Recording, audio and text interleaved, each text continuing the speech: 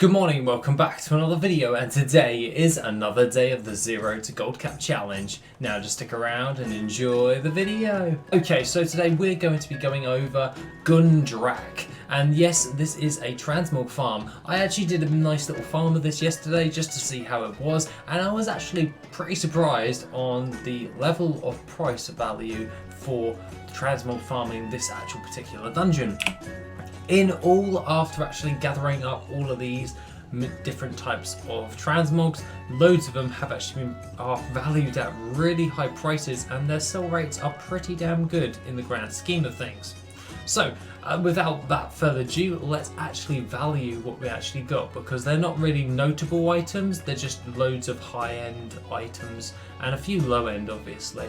But aside from all of that, let's go into WorthIt, and let's actually just double check this by going into the bag value button, hitting that, and we got about 18,314 gold for our time invested.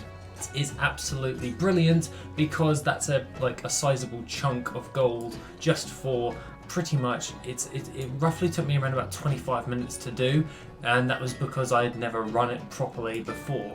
So without further ado, let's actually show you guys the run. You actually do get some Eternals and Crystallize, so we'll actually stick on our Loot Appraiser, because I prefer to use the Loot Appraiser when I'm doing a regular run, unless I am recording it for future going back to, then I will actually jump on and use the WorthIt recorder, because I'm trying to record the data.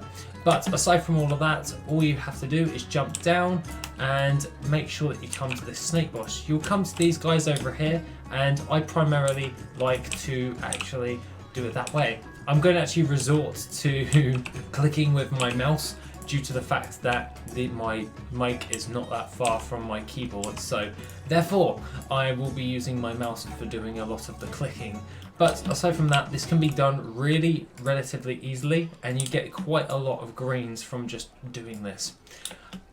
Aside from all of that, this is primarily a decent-esque farm. I found that a lot of the actual loot that you actually get along with this is pretty high value. It just really does depend on if you're lucky enough to get hold of some of those greens. Obviously we don't have a stupid amount of greens from our farm, and obviously I will be skipping over a few of these. They are mineable, those Duraki golems, but they actually don't give you hardly anything that's actually any decent. So if you were going to speed run this, you can. I pretty much did it, and I was able to do it in 1 minute 40 seconds if I was actually properly farming it for speed wise to kill all the mobs.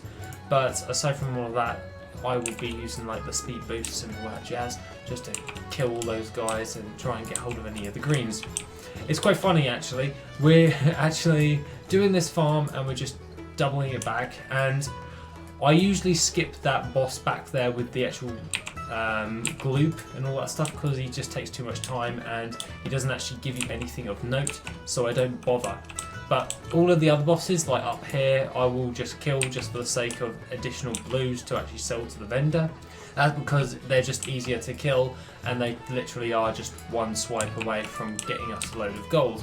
So what you actually do now is you've completely finished the actual run. So here's the map. We've just gone around the outskirts. You can do all of the others, but I prefer not to, because if you run directly to the end and follow your way around, you can actually run up to another exit portal, which will take you back out of the actual dungeon. I found this to be really, really helpful when I was actually doing this, because that means it was the same as Maraudon, and I could actually run in and run out doing a loop-esque fashion, and then reset my instance, then jump back in, obviously by destroying my items at the same time. You can vendor your greys, but I tend to not, because I'm just super lazy and don't want to vendor them. Obviously you can make more gold by vendoring all of those greys, but in a farming session where I'm doing flat transmog, I don't really worry about that all too much. But there we go, we just got a green 522 gold. We're just going to run back in. Yes, now the greens are actually dropping. 747 gold for that one, and we're just going to keep going and doing this all together in a nice-esque fashion. This is primarily a really good farm in order to do. You get a lot of greens from this, and overall doing it in like a moon shape actually works quite well for me, and I kind of enjoy it overall. It's pretty simple. You just run in, kill all of the mobs, and keep going. It's yeah, pretty damn awesome. So why actually do Gundrak? Well, Gundrak has a lot of high value ticket items when it comes towards greens. You're mainly going here for the sheer volume of greens that you're going to be getting, because they're high priced greens as well. So like you've got different types of Wrath based transmog items, and they actually tend to sell quite well at the moment because we're actually moving into Shadowlands, which is all Scourge theme based. So you're going to want to stockpile on loads of Wrath based transmogs, because people are going to kind of want to get more transmoggy with all of that stuff. So I tend to want to actually stockpile now, so then I can focus on all of the other stuff later on. So what I'm actually doing is we're actually got another brace that is 875 gold at the moment, 0.03 sell rate. Okay, so a lot of the actual greens and the BOE blues that you actually get along with this are fairly valued. They're like under 1,000 gold. Some of them are over 1,000 gold, but at the present time I find this to be a really easy farm in order to build up a nice stockpile. Some realms it actually does go for a lot more, and a lot of these items are higher valued than as you would if you were going to be doing like a vanilla dungeon-esque farm. So I found this to be actually quite easy to do and just all round just getting the job done. So overall, we've just done 2 little run throughs and we're at 6,363 gold. So that in itself is really handy, and if we actually jump onto this and have a look at all of the different stuff, so let's clean up what we've actually got. Let's say ignore the bag, and then just do that. Open up our thing. We're just going to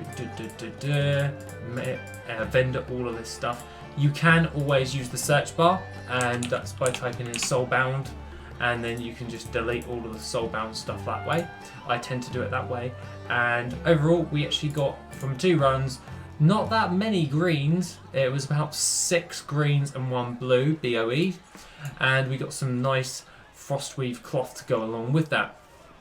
That being said though, that is pretty damn handy in the grand scheme of things, because that's come to 6,000 gold in an array of not that many items, and that's pretty damn good, because if you're actually doing more than like 2 runs than what we just did, then you're definitely going to get a bulk load, and that is definitely what I got in my hours worth of farming, that are all like higher value ticket items that are all selling for relatively good gold and for decent enough sell rates. So as it seems right now, it's actually looking to be quite good, and we actually also got another Eternal Water from that, so 0.24 sell rate from that. But overall, I really do find that Gundrak is one of the starlit transmog farms going forward, and I just wanted to test this one out because I've never actually really done Gundrak. I've done Drak Keep and all that jazz. That one seems to be dropping off a little bit, but we may want to revisit that. But ever since pre-patch, a lot of different dungeons have gone a bit haywire with like the different loot drops that you're actually getting along with that, and I wanted to see how the prices have fluctuated thus far, so therefore I felt like giving Gundrak a go, and overall it's given us around about 18,000 gold for an hour's worth of farming.